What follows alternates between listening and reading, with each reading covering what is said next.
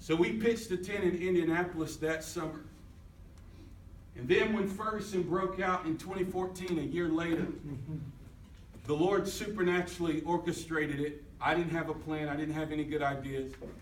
But the Lord said, pitch a tent.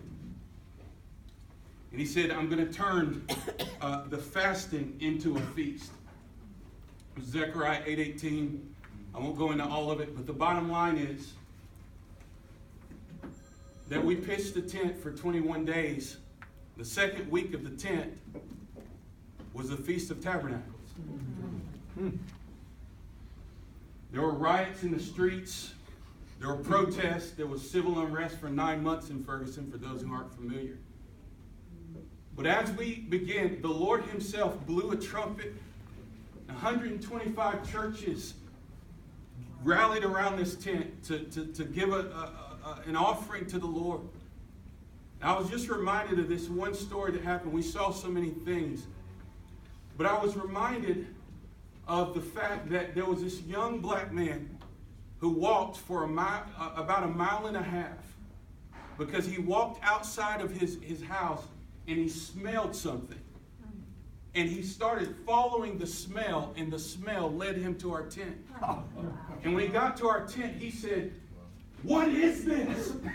Where is it? Where's that smell?" He says, What are y'all cooking? What are you burning?" And I said, "Nothing. This is just worship. This is just worship." And he says, "It smells." I said, "What's it smell like to you?" He says, "It's spearmint. It's like spearmint. It's peppermint or spearmint." And I said, "Well, we've got a healing room right here. We've got worship going on, but we don't have any food here." And he goes, he literally grabs me and he says, "This is going to change everything." He said, "This is what we need in America." He said, "This is what we need in every hood. We need this." Wow. He goes, "This is going to change everything." And he's prophesying. The dude's not even saved at that moment. And he's preaching and prophesying right here in an old KFC. We had turned an old abandoned KFC into a healing room. And then we had a tent in the parking lot. I say this to say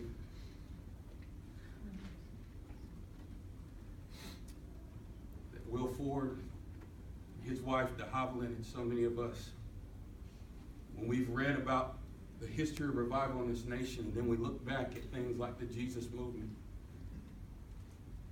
there's been somewhat of a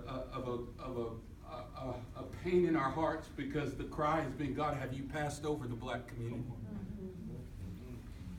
With so much conversation, the vitriol, the intensity of the racial dynamics in this nation, I'm here to tell you that God has struck a blow to the heart of the black community, where the hope that we thought we had in Obama, the hope that we thought that we had in Dr. King 60 years ago, there's still there's a void and a hunger, and God has set the atmosphere for the worth of Jesus to heal what no civil rights movement has ever been on. I think that God, in this moment, when I look around this room, the worth of Jesus that transcends race, that transcends culture, that transcends cultural preference and experience. I believe that God wants to break in now. When Trump is in the office, a polarizing figure, what would it look like for God to release a multi-ethnic expression of his bride that doesn't just hit the crazy charismatic white folk or the crazy charismatic black folk, but suddenly we see I'm sorry, I'm preaching. I just believe, after sitting in 2 years of meetings with government officials and community folks and activists in Ferguson, I'm done. I'm broken. Only the beauty of Jesus manifesting in our cities, in our inner cities, in our communities is going to do it. So I'm honored and humbled, and I'm ready to jump in the vehicle with you guys.